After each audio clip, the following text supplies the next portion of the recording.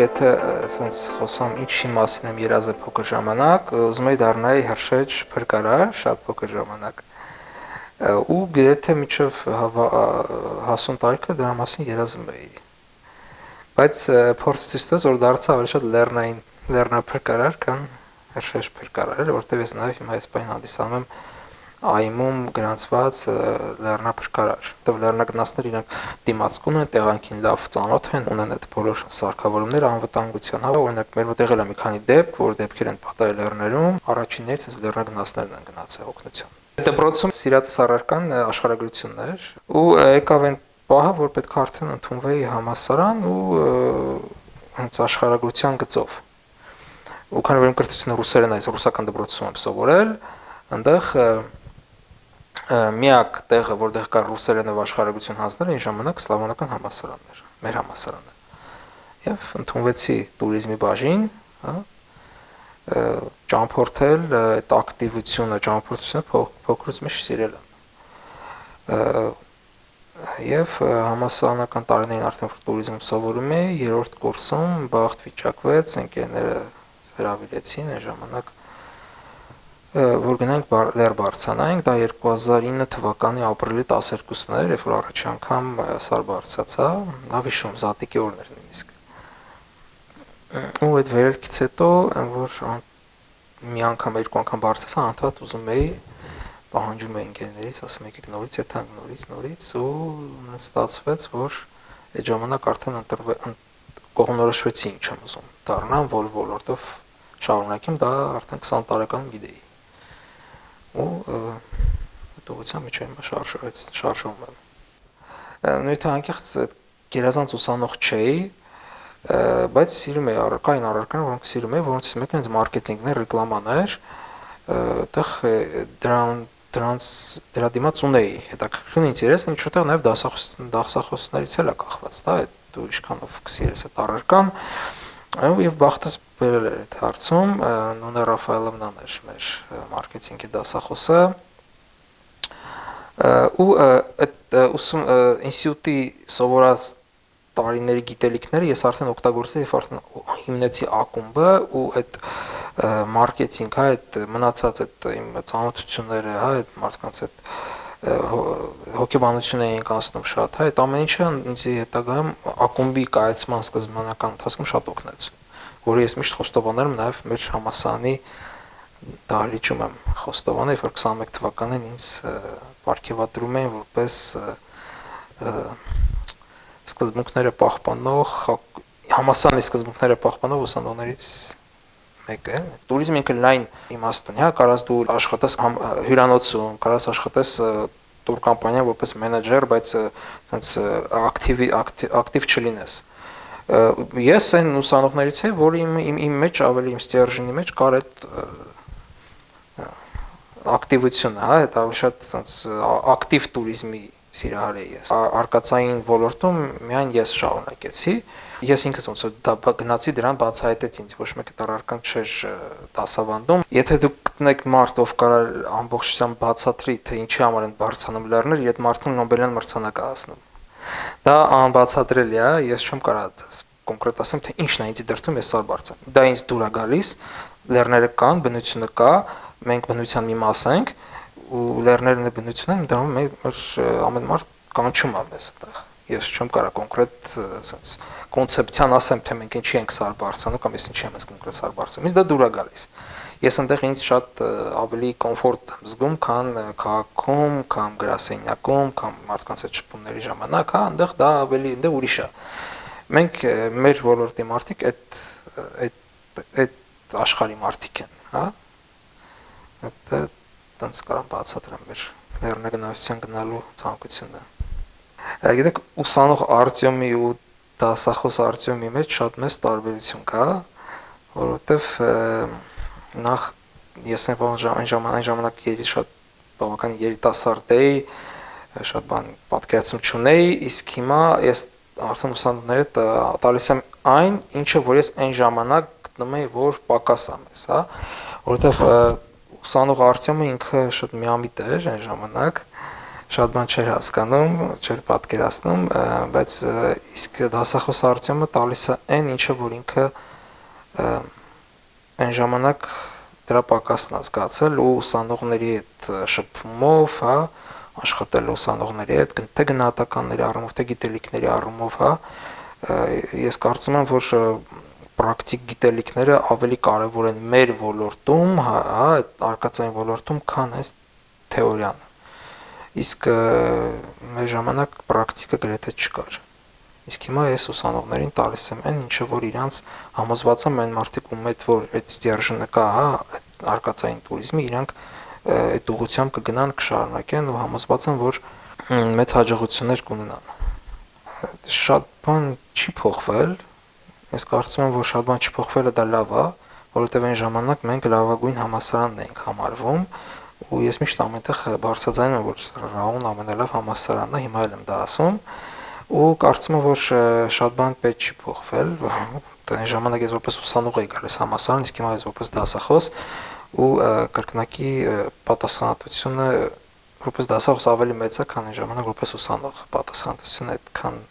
մեծ չէր մոտ, կամ երևի չէի հասկանում, բայց հիմա որպես դասախոս շատ բարձր մեծ պատասխանատվությամբ եմ համալսարան այցելում ու դա ինձ դուր է գալիս։ Եթե ես մեր համալսարանը նմանացնեմ որևիցե մի լեռան, ես կնմանացնեմ իմ երազանքի լեռանը, դա Հյուսիսային Ամերիկայում գտնվող Մակկինլի լեռնագագաթն է, ամենաբարձր գագաթն է, դա իմ երազանքի գագաթն է, որ ես ուզում եմ բարձրանամ ու համոզված եմ կբարձրանամ։ Երբ լուսանկարով տեսա այդ լեռը, ինքը շատ գեղեցիկ էր, շատ տպավորիչ, շատ sense իրանից լեռ ներկայացնող լեռ է։ Իմ առարկան խիստ պրակտիկա, օրինակ ես իմ ուսանողներին գնահատական չեմ նշանակում, ու իրանց գնահատականը հենց արշավների, հա, այդ պրակտիկ դասերին գալն է։ Ես ինքս եմ մտածել, որովհետև թեորիապես մեր առարկային չարժի հենց գնահատական տալ։ Գնահատականն է բարձր գնահատական, դա այն ուսանողն է, ով սիրելով նվիրված կգա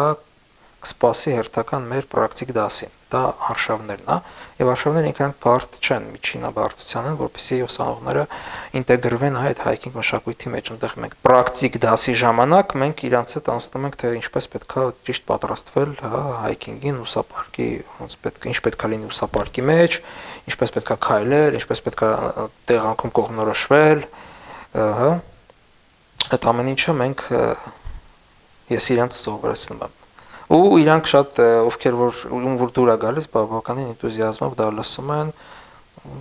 Իհարկե կան ուսանողներ, որ իրանց համար բարդ է, չուզենալով են գալիս, դա արդեն իրանք էլ են հասկանում, որ դա այդ իրանց ոլորտը չի, իսկ այն մարդիկ ում որ դուր է գալի, իրանք ուզում են շարունակեն այդ հայքինգները, որովհետև հայքինգը ինքը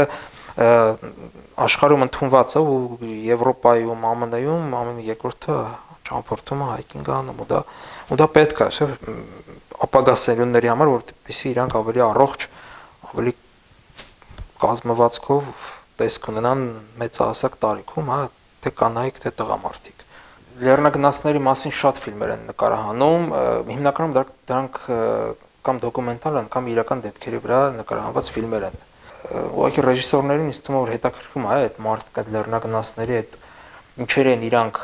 ընդունակ եւ ինչեր են պատրաստ, հենց բնության հետ կոպիտ ասած մարտնչելու ժամանակ էլի կամ դժվար իրավիճակում հայտնվելու կամ կյանքի մահ կռիվ տալու եւ դա քանի որ դա իրական դեպք է յուրաքանչյուր ռեժիսորին դա հետաքրքրում է ու իրանք ցանկություն առաջանում դա նկարահանել։ Շատ կարեւոր է այդ համալսարանում ներդնել այդ արշավային մշակույթը, որ ոչ միայն մեր ֆակուլտետի, հա,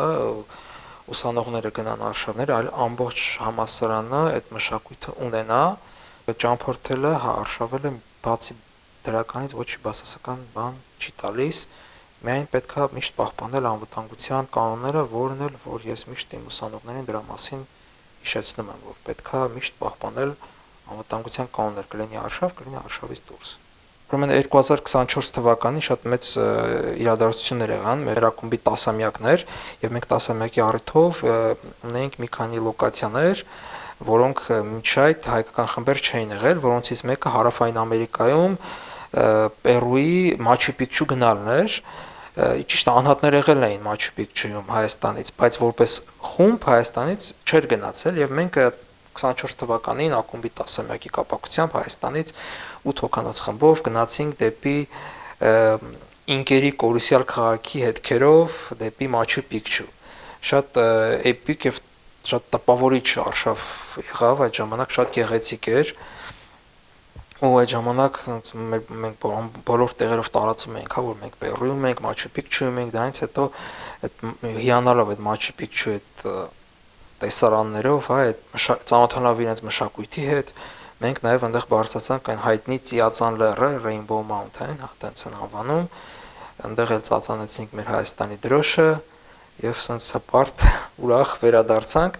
եւ դրանից մի քանի ամիս հետո մենք ուղևորվեցինք արդեն Հյուսիսային Աֆրիկա, Ատլասի լեռներ, մենք անվանեցինք այդ արշավը Բերբերյան առյուծի հետքերով արշավ եւ բարձրացանք Ատլասի լեռների ամենաբարձր Թուբկալ լեռնագագաթը եւ արշավեցինք նաեւ Սահարա անապատում, էլի ոնց էր ժամանակ էլի առաջին հայկական խումբն էինք, որ այդ նման ճամփորդություն կազմակերպեցինք այդ տարի, ու որից հետո արդեն հետևեցին հերթական խմբեր, որոնք պատրաստվում են էլի նույն ճամփորդություններով գնալ։ Այսինքն այդ հայտնի եւ հերու տեղեր գնալը Հայաստանում դառնում է քիչ-քիչ ավելի ակտուալ, որովհետեւ մարդիկ տեսնում են եւ իրենք էլ են ցանկություն առաջանում լինել այդ վայրերում։ Եվ հիմա, քանի որ Հայաստանում արշավային մշակույթը բավականաչափ զարգացել է եւ լիքը մարդիկ հնարավորություն են ստանում այդ լինեն այդ հայտնի վայրերում։ Իմ դասախոսական աշխատանքը Սլավոնական համալսարանում ինձ այնքանով է շատ sense ոգևորում, որտեվ ես համ ճամփորդում եմ, համ դասախոսում, հետո ճամփորդությունից իմ փորձից կիսվում եմ ուսանողների հետ, այսինքն ես պրակտիկ գիտելիքներ եմ նաև թեորիապես պատմում իմ անցած փորձից, կլինի վատ, կլինի լավ, ու դա բավականին հետաքրքիր է եւ ոգևորող է, որովհետեւ ես նկատում եմ, որ ուսանողներին դուր է գալի, որ ես օրինակ պատմում եմ օրինակ ինչ որ դեպք է պատահել լեռներում ու այդ դեպքը կապում եմ իմ հետ կապված, հա, կլինի լավ, կլինի վատ, ու սեփական օրինակով, սեփական փորձով այդ ուսանողներին մատուցում եմ։ Հա, այդ ճանապարհորդող դասախոսի, հա, այդ օբրազը, հա, կերպարը բավականին ոգևորող է եւ համոզված եմ, որ կշատանան նման կերպարներ մեր համալսարանում։ Քանի որ ես ավարտել էի, հա, ռուս-հայկական համալսարանը, ես ամենտեղ միշտ ասում եմ, որ մեր համալսարանը ամենալավն է, դրա մասին բարձրաձայնում եմ, բայց դա այն խոսքերով էր երևում մի քանի մարդկանց մոտ, ու 2021 թվականին ես որոշեցի, ու քանի որ ես գիտեի ոչ մի համալսարան Հայաստանում դեռ դրոշը չէին բարձրացրել Արարատ լեռնագագաթ, համենայնպես ես այդ ժամանակ այդ վաղտադրությամբ չգիտեի այդպես ինչ-որ դեպք, ես որոշեցի մեր համալսարանի դրոշը բարձրացնեմ Արարատի գագաթ։ Ես այդ ժամանակ կապնվեցի Արմեն Ռազմիկովիչի հետ եւ նման առաջարկ արեցի։ Ինքը ասենց շատ ոգևորված դա ընդունեց այդ առաջարկը եւ մենք պայմանավորվեցինք, որ համալսարանում հանդիպենք, մանրամասն քննարկենք այդ ամբողջ ընթացքը եւ Արմեն Ռազմիկովիչը ինձ շատ ջերմ ընդունեց, մենք խոսեցինք այդ մասով, ասացի, որ դրոշ է պետք, ժամանակ համապատասխան սուր դրոշ չկար, դեռ մի անգամից արագի մեջ կազմակերպեցին այդ դրոշը, հա, ու Արմեն Ռազմիկովիչի սենյակում մենք դա դրոշը բացինք, լուսանկարվեցինք եւ ցույց տվեցինք, որ այս դրոշը գնալու է Արարատի գագաթ։ Եվ մենք ուղղվեցինք Արարատի դեպի Թուրքիա, դրանից մի քանի օր հետո, եթե հիշում եք, այն ժամանակ 21 թվականին դեռ այդ արկել սահմանները ամբողջությամբ չէին թույլատրում, դա այդ պանդեմիայի հետ կապված, COVID-ի հետ կապված, եւ մենք մեծ ճանապարհ ընկանք Բաթումիով եւ գնացինք դեպի Թուրքիա, հա, այդպես շրջան կազմեցինք, իջանք Բայազեդ ու Բայազեդում սկսեցինք մեր վերելքը։ Այդ ժամանակ 21 թվականին իմ բոլոր ես 10 անգամ բարձրացել եմ Արարատ լեռը, այդ ժամանակ մենք հանդիպեցինք իմ պրակտիկայում ամենավատ եղանակին Արարատի։ շատ բավականին ցուրտ էր, եղանակը վատ էր, ձյուն էր գալիս, քամի էր ուժեղ, բայց այդ դժվար պայմանների դեպքում մենք բարեհաջող հասանք Գագաթ եւ այդտեղ միանգամից հենց հասա Գագաթ, ասեք եկեք դրոշը բացենք, լուսանկարենք, քանի որ այնտեղ մի պատուհան էր բացվել, ամպրոպ չկար, միայն քամի էր։ Իսկ լեռներում գիտեք, այնտեղ պատուհանները, տենց եղանակային պատուհանները կարան արագ բացվեն, փակվեն, էլի ոչ կայուն եղանակի ժամանակ։ Ու լուսանկարվեցինք, բավականին հաջող լուսանկարներ ստացան, բավականին լավ տեսանյութ ստացվեց։ Դրանից հետո ողջորված այդ ամեն ինչից մենք նաև դրա հաջորդ տարին ուղևորվեցինք Աֆրիկայի ամենաբարձր Աֆրիկա մայրցամաք ամենաբարձր գագաթը Կիլիմանջարո եւ Ռաուի դրոշը նաև բարձրացրեցինք Կիլիմանջարո լեռան գագաթի։ Համոզված եմ, որ ոչ մեկ նման բան չէր արել, նույնիսկ Հայաստանի երևի համալսարաններից ոչ մեկ համալսարանի դրոշը Կիլիմանջարո գագաթին չէր եղել, մենք առաջին եղանք, որը շատ տպավորիչ էր եւ ոգևորեցնող էր։ Ասեմ ինչն էր նաեւ ոգևորեցնող, որ երբ որ Ռաուի դրոշը հայտնվեց Արարատի գագաթին, դա նաեւ ուսանողների եւ դասախոսության կազմի մեջ էր դա մեծ ոգևորություն առաջացրել, հա։ Իրանց մարդկանց դուր էր եկել այդ իրավիճակը, դա նորություն էր, նորամուծություն էր ինչ որտեղ, ու ես դա զգում էի, որ ուսանողները ներկա եւ նախկին ուսանողները, դասախոսները բոլորը հպարտանում էին կարամ ասել դրանով։ Ու դա ոգևորեց, որ մենք մեր Ռաուի դրոշը բարձրացնենք աշխարհի տարբեր գագաթները։ Ես մի քանի ամիս առաջ Հիմալայներում էքսպեդիցիա էի անցկացնում ու այնտեղ ես քայլեցի դեպի Էվերեստի բազային ճամբար եւ բազային ճամբարում էլ բարձրացրեցի մեր համասանի դրոշը, ինչպես նաև դրանից մի քանի օր հետո էլ արդեն բարձրացա Iceland Peak 5187 մետր բարձրության վրա, այնտեղ էլ մեր Ռաուի դրոշը ծածանեցի ու դա այս պայդրությամբ ամենաբարձր կետն է, որտեղ որ եղել է մեր համասանի դրոշը, բայց դա վերջը չէ, ես էլի պլանավորում եմ տարբեր գագաթներ ու համոզված եմ, որ այնտեղ նորից կծածանեմ ու համոզված եմ, որ մոլորակի ամենաբարձր լեռան գագաթին է կլինի մեր Ռաուի դրոշը։ Մեր համալսարանը ամենալավ համալսարանն է ըստ ինձ համարվում ու մեր համալսարանի ապագան կախված է մեր լավ որակով ուսանողներից, ովքեր որ կավարտեն, բայց կմնան հավատարիմ իրենց համալսարանին, ինչպես որ ես եւ իմ նման շատ ուսանողներ կան, որոնք մեկը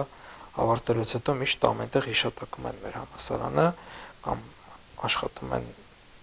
համալսարանում կամ այլ ոլորտներում, բայց մեկը մնում են մնայուն համալսարանի արժեքներին, որովհետեւ մեր համալսարանը, ինչպես ես որ սովորում եմ, ասում են դա մի մեծ ընտանիք է, եւ այդ ընտանիքը ես ամեն անգամ համոզվում եմ, որ դա մնայուն է, այդ ընտանիքի անդամները պետք է շատանան լավ նվիրյալ ուսանողներով։